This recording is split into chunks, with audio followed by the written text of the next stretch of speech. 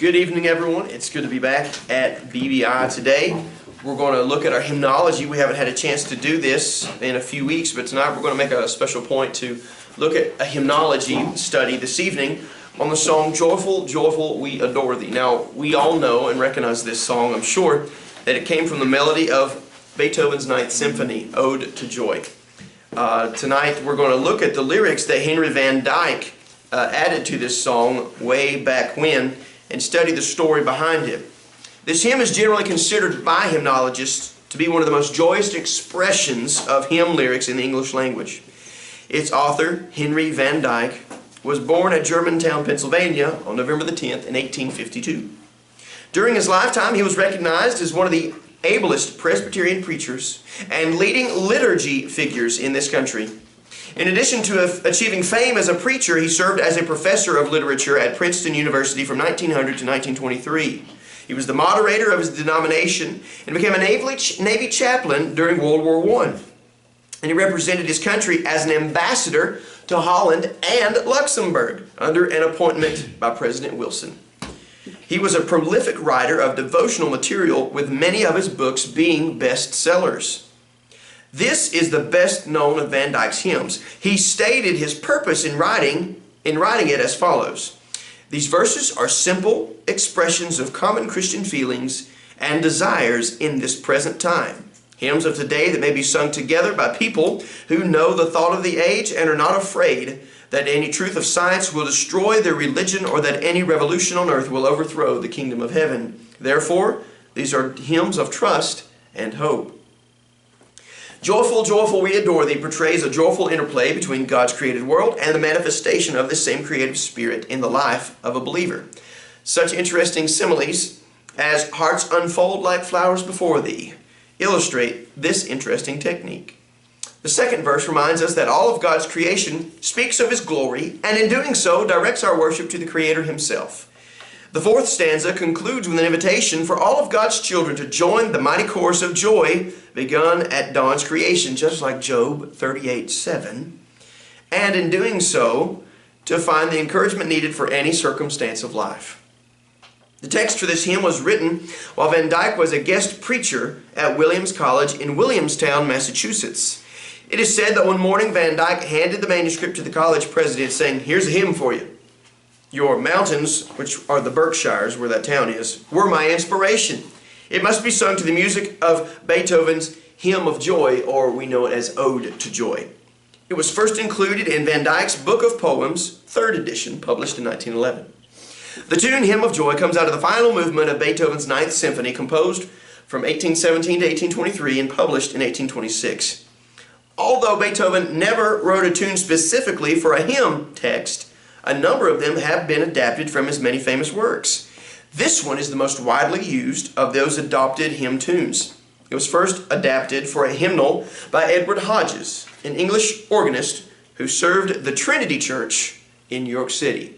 Y'all recognize the name of the Trinity Church? That would be the church that they hung one if by land or two if by sea, if I'm not mistaken. Was it? No, wait, that was in Boston, wasn't it? Or was it Philadelphia? I don't know my American history. I'm ashamed. The Ninth, or the Choral Symphony, was Beethoven's last symphony and is generally considered to be his greatest. It took him 6 years to complete the writing of this work. It was his supreme desire to complete one great symphony that would combine both instruments and voices in one majestic expression of sound. He was inspired for this work by a poem written by his German poet friend Friedrich Schiller, a work that was entitled Ode to Joy. It has always been a mystery to musicians to comprehend how Beethoven could conceive this work, as well of all of his great music that was composed after he was 30 years old, since at that age he became stone deaf. The account is given that when the Ninth Symphony was initially heard in Vienna, Austria in 1824, the soloists had to come down from the stage and turn Beethoven around so that he could recognize the thunderous applause he was being given. It is well said that the Bible contains very little humor, but it does have much to say about the importance of genuine joy in the life of each believer. One little tidbit fact for you is that when Beethoven was writing songs after he completely lost all of his hearing, he sawed the legs off of his grand piano so that it just laid belly on the floor and pressed his ear to the wooden floors of his home so that he couldn't hear, but his body would register the vibrations from the strings of the piano through the wood resonance of the floor, and it registered in his mind as musical tones. Fantastic. That's a perfect picture of science for you, that it has to have a medium to vibrate in order to make music. And even a deaf person can hear music. And genius on top of that. Oh yeah, absolutely genius. It's just fantastic. Mom, if you'll jump on the piano, we'll sing Joyful, Joyful, We Adore Thee. All 4 verses, mind you. All 4, okay? Now we're going to do this like Whoopi Goldberg style. Joyful, joyful. No? No? Okay. I just laid it out there. Brother Jerry seemed like he really wanted to answer. Sorry about that. Add a little soul to it if you want to, but I'm not. Here we go. Verse number 1. No brother. Yeah. Joyful, joyful, we adore thee, God of glory, Lord, uplift. Hearts unfold like flowers before thee, healthy as the sun above. Melt the clouds of sin and sadness, drive the dark cup down away. Giver of immortal gladness, fill us with the light of day. All thy works with joy surround thee, earth and heaven reflect thy rays. Stars and angels sing around thee, center of unbroken praise. Field and forest, vale and mountain, blossoming meadow, flesh and sea, chanting bird and flowing fountain, call us to rejoice in thee. Thou art giving and forgiving, ever blessing, ever blessed, wellspring of the joy of living, ocean depth of happy rest. Thou the Father, Christ our brother, all who live in love are thine. Teach us how to love each other, lift us to the joy divine. Mortals join the mighty chorus, which the morning stars began. Father love is reigning o'er us, brother love binds man to man. Ever singing march we onward, victors in the midst of strife. Joyful music lifts us sunward in the triumph song of life. Oh, that's fun. That's great. That's a great song to sing. All right, our lesson tonight is probably going to be one of the most, well, probably going to be one of the most difficult lessons that I'm ever going to teach. This is going to be difficult, but there's a lot of worksheets to help you to be able to cope beyond what I'm able to teach you, okay? We'll try to put it together for you and make sense of it. We have to lay the foundations of whole and half-step movements before we can really understand what sharps and flats are, because the accidentals tell us to move up and down in half-step movements. So we first have to understand what a whole and a half-step is, okay? And then we're going to also look at major scales and how they're built. Number 1, whole steps is equal to, obviously, 2 half steps, either up or down. So notice on your little piano keyboard there, I printed this here so that you got a visual, because in our culture the piano is probably the most universal instrument. If you can learn to play the piano, you can have the basis of understanding any other instrument from that point on. If you can play the piano, you have an easier understanding of the guitar, the trumpet, the violin. The piano is a great place to begin because you're able to easily visualize half and whole steps. Take, for example, the furthest note to the left you see there, which is middle C in this case. When you take the middle C and move directly to the note to the right, it's a black note. If you go from C to that black note, which would be C sharp, you're moving a half step. So if a whole step is 2 half steps, you would start at the C, move 1 note to the right, that's black, that's a half step. Move another note to the right, and you're at another white note, which is D. You have moved 2 half steps. So a whole step from C is D. Okay? Now, if you're not careful, you'll look at the white steps and see, or the white notes, and see that they touch each other at the head of them. But notice that the tails are divided by the black notes. We have to look at the tops of the notes to see that they're divided one by one, like that, okay? So a whole step is moving 2 half steps up or 2 half steps down. You can move from one white key to the next, like C to D, or from one black key to the next, like C sharp to D sharp. But there are exceptions. Notice in between E and F, there is not a black key.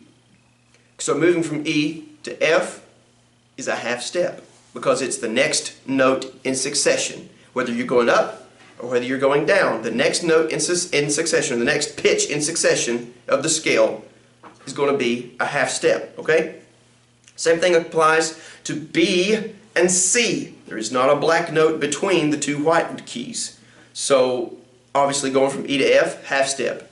B to C, it's a half step. So to move a whole step up from E, you have to go E to F to the next black key, which would be F sharp, just so you know. So a whole step up from E is not F, it's F sharp. And it's very difficult to understand that by hearing. So I'll give you the visual aid for you to be able to understand more of what I'm saying, okay? Half steps would be moving right or left, or in other words, up the scale or down the scale on the piano keyboard, one note at a time. Whether it's going from black to white to black, or white to white. It'll never be black to black. There's no half steps between black and black. There's always a white key in between the 2 blacks. Notice that. There's always a white between the 2 blacks. But a half step can be going from like C to C sharp, or from C sharp to D, or from E to F.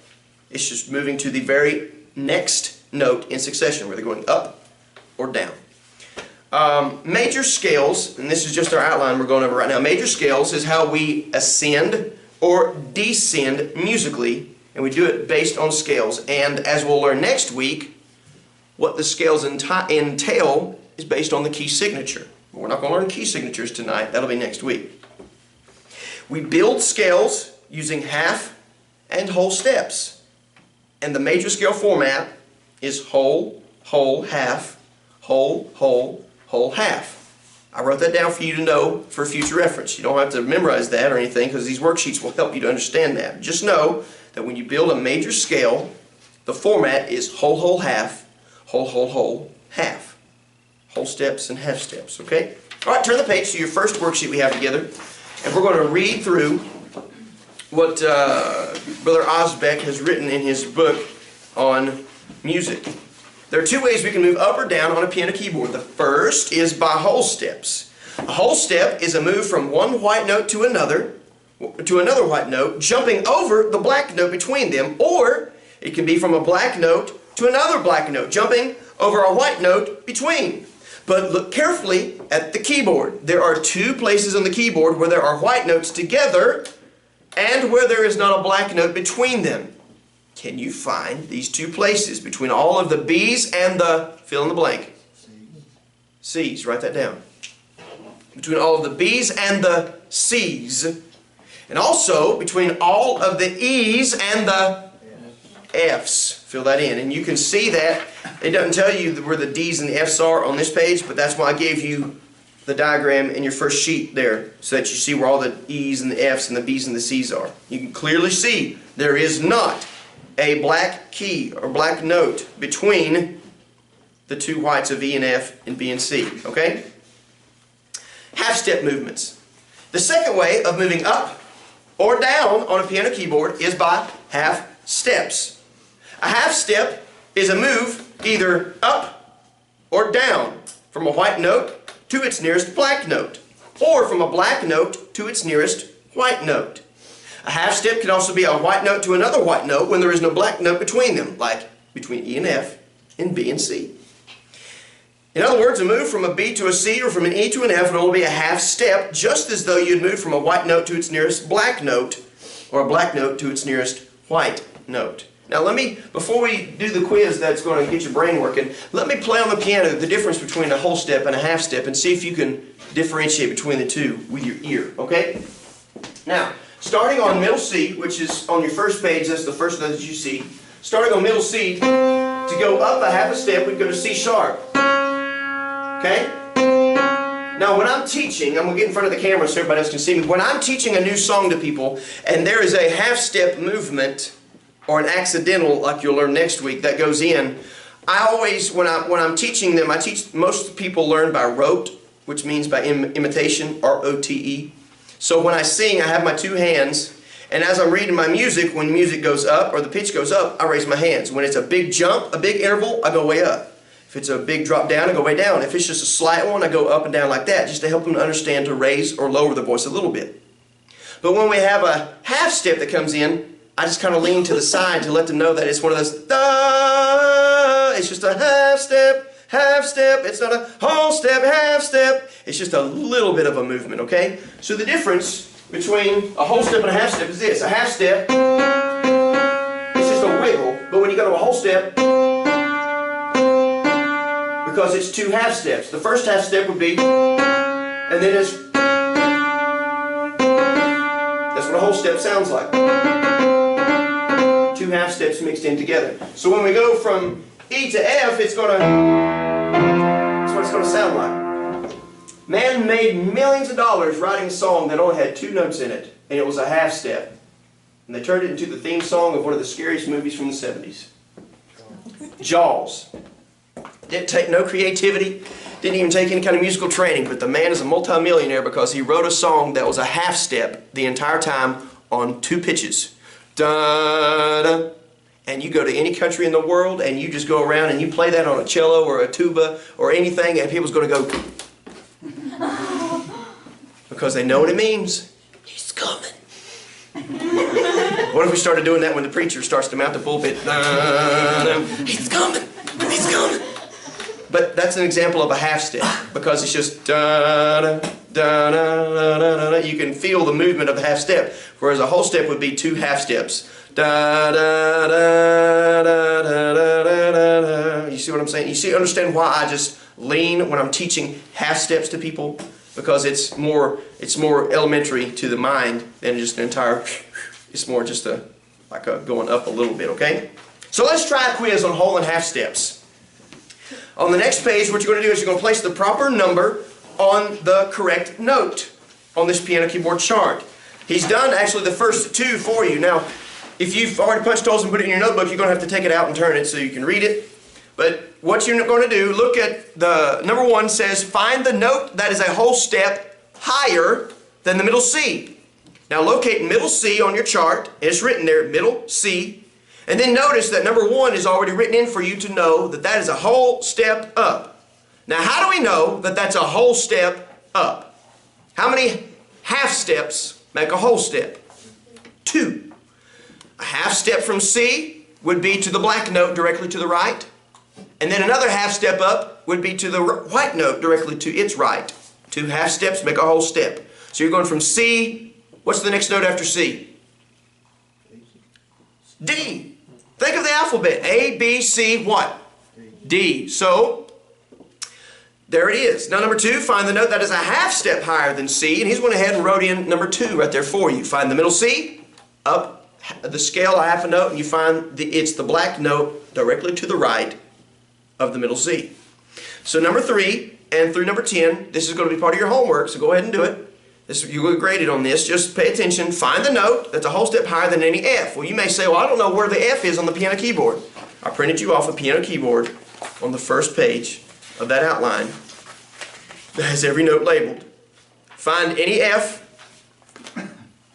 and look at yours and write in which one, put the number 3 on which key of that piano keyboard is a whole step higher than any F. It don't have to be a particular F. There's two F's on the page.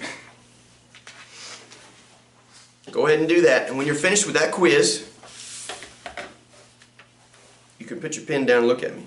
Now you may be thinking, boy, it's not really fair to take a quiz this fast into learning something, but what it does is it gets your mind to working, okay? And it's very simple to understand, but this just gets you to put it in layman's terms, okay? and please don't cheat. I know you're kind of spread out, but this is for your own good. If you cheat, you ain't gonna learn nothing. So just do what you got. Do what you got in front of you, and when you're done, put your stuff down, look at me, and we'll move on.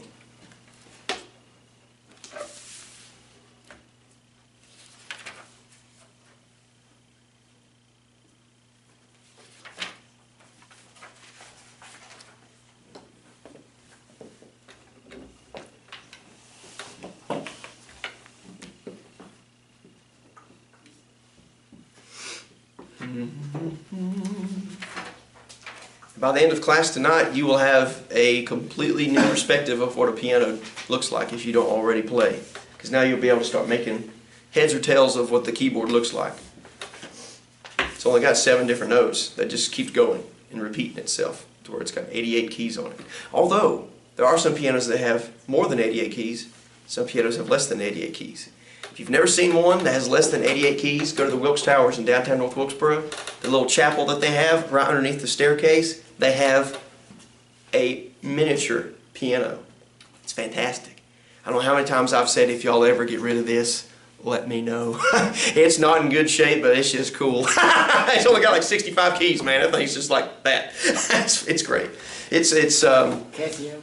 No. That's a good point. I'm trying to think what the brand is, but it was referred to or billed as a apartment-sized piano for people that had a flat in New York City that had no room. They could at least have a tiny piano that they could put in their apartment. I'm trying to think of what it was. It was like it might have been a pianoette. Like a harpsichord? Kinda, but harpsichords have different sounds to them. But it's kind of like that. It's the neatest thing I've ever seen. But then I have seen some, I think, some grand pianos, very rarely, some grand pianos will have as many as 100 keys. You talk about a terror to tune. Good night. That would be terrible because the notes, as they go further down, they make less musical sound and make more just growls. And then it goes so high, they vibrate so fast that as soon as you strike it, they quit sounding. So you have to constantly go just to make it sound out. And that's about the time that people that hear you go, "What you move on to the next one?" Sorry. All right, you finished? All right, here we go. Next sheet. Another worksheet and a review for you to really understand half steps and whole steps. So do that worksheet for me there. It gives you a diagram of how to understand the difference in half steps and whole steps. Number 1 is that on the keyboard that's below right there, write whether the interval that is indicated by the 2 O's are half steps or whole steps. If it's a half step, write H on that line. If it's a whole step, write a W.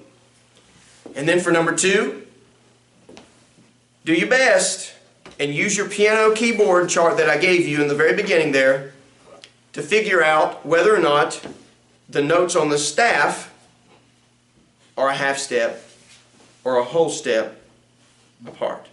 Okay? Indicate by H or W on those. If you're not sure what the funny symbols are, just know that a sharp, this is a crude example, but a sharp looks like what we would liken to as a hashtag in our generation, but it's not. It's very different, but it's what it's similar to. A pound sign to the more seasoned people, or a tic-tac-toe board for the classic people. Okay? And then if you see what looks like a lowercase b, but it's not, but it's similar to that, that is a flat sign. Always know that when you see a sharp, you're going up a half step. When you see a flat, you're going down a half step. Okay?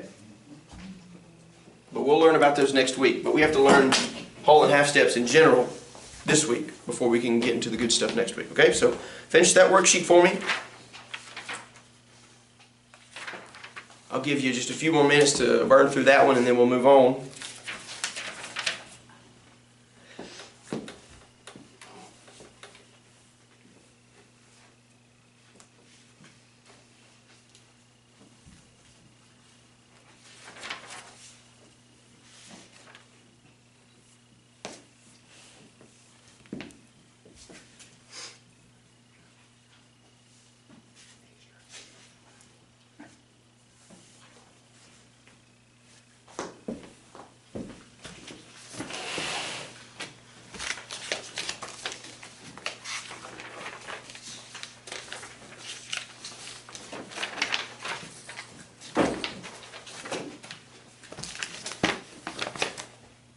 The one we're doing? Oh. Who helped me pass these out? All right. Okay, next worksheet. Top of it should say building scales on a piano keyboard. Whenever we make a complete scale, we must, mind you, build it this way. What was the format that I gave you in your outline? What was the format that I gave you? It's whole, whole, half, whole, whole, whole, half. Okay? Whole, whole, half, whole, whole, whole, half. If you're going backwards, it's half, whole, whole, whole, half, whole, whole. But going up, it's whole, whole, half, whole, whole, whole, half. Okay? Now, what we're going to do is we're going to learn how to build scales with these exercises here. And you're probably thinking, I don't understand how this could possibly apply to me being a choir director. If you're a choir director, you're required to understand music. This is the basis of music. And before you can understand what it means to be playing or singing in the key of G, you need to understand what the key of G means. So this is what we're doing, building blocks here, okay? We're building the basement before we build the house. You can see that there are 8 steps on our scale stairway, with a whole step movement between every step except between the 3rd and 4th step and the 7th and the 8th step. There again, whole, whole, half. Whole, whole, whole, half. So there's a half step only between the 3rd and 4th steps and the 7th and the 8th steps. This will always, no matter where you start, if you start on D, if you start on C sharp, if you start on A flat, it does not matter where you begin. It always rings true that the scale will be built whole step, half step, whole, whole, whole, half step, okay? When building scales, there can only be a half step between the 3rd and 4th steps and also between the 7th and the 8th steps. Between every other step, there must always be a whole step movement. Now let's try building several complete scales on these imaginary piano keyboard charts. First, here's a scale starting on the note D. Look at the scale at the bottom of that page. Notice that we're starting on D. So the number 1 goes on D. So since the first step is a whole step, we move to the right 2 keys. So we're starting on a white, we go to the black, and then to the white. And there's the number 2. Now we move another whole step. Because a whole step is not E to F, it's E to F sharp, we know that in the key of D, there must always be an F sharp, unless there is an accidental. But we'll learn that next week. And so we know that it's whole, whole, half. So what's a half step? Well, that would be from a black to a white, or a white to a white where there's no black between. So going from 3 to 4, we see that that's a half step. Another whole step, and from 6 to 7 is yet again another whole step, but then from 7 to 8, it's a half step. Okay? Now, turn the page. This time you and I are going to build a scale starting on the note E. Notice that there's a different mixture between black notes and white notes, or black keys and white keys on this chart here. Starting on E, you go up a whole step, a half step. Whole step, whole step, whole step, half step. Now, try building a scale by yourself starting on the note F. Okay? That's where you're going to start. Start on the note F. Put the number of the scale on the right keyboard note, and remember, make whole steps between everything except 3, 4, and 7, 8. Go ahead and try to do it in the key of F, and if you need help, raise your hand and I will gladly try to assist you. Try to do it on your own, try to walk, but if you need me to come hold your hand, I will help you. I'm not going to try to do a swim or drown mentality about this, okay? This can be overwhelming, I promise. So if you have difficulty, do not be afraid to throw up a white flag and surrender and ask me to come help you.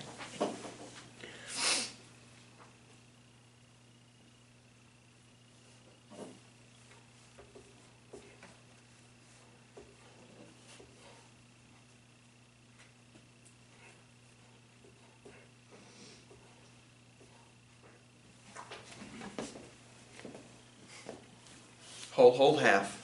Whole, whole, whole, half. 2 halves a whole. 2 wholes a half, 3 wholes a half. And if you want to, go ahead and complete the rest of that sheet. The next exercise that you're going to do on your own, you're starting on a black key this time. Same formula, same steps. You're starting at a different place, but it's the exact same formula. So start there. At the bottom you'll see that you can review that one, and at the bottom is for you to write it in. So try out yourself starting at number 1 and ending at number 8. Don't forget the rule of between 3 and 4 and 7 and 8. Okay?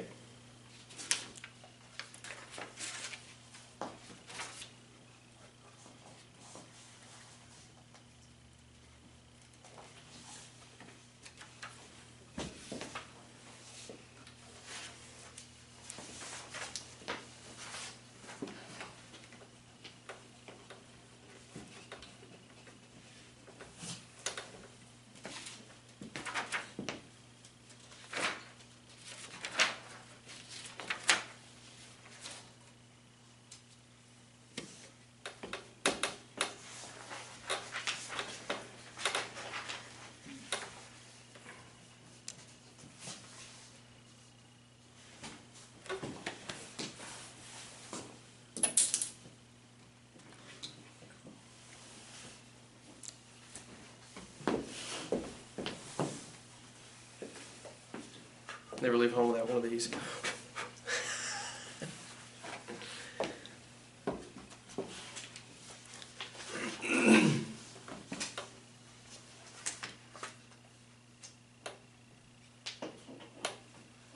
Everybody getting it?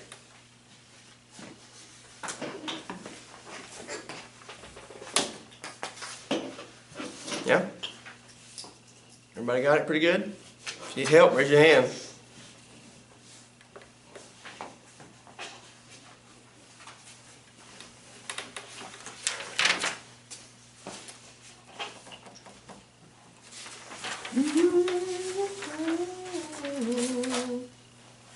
And of course, if you're finished with that one, you can work on your other worksheets that you may not have finished. That'll cut you off too soon. But if you are done, we'll go ahead and move along. Move to your next worksheet. This next worksheet is another part of your homework. This is a quiz. Okay? This is a quiz on writing out scales or building scales here. So, here are several more that you can practice on. He gives you in your diagrams or your charts here, he gives you the first and the 8th notes of each scale.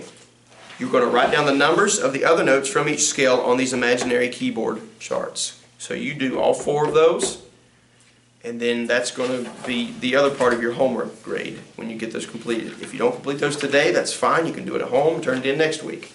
But this and the other quiz that we did, which was on whole and half steps, is what you'll be turning in for homework. Okay, so go ahead and work on that one.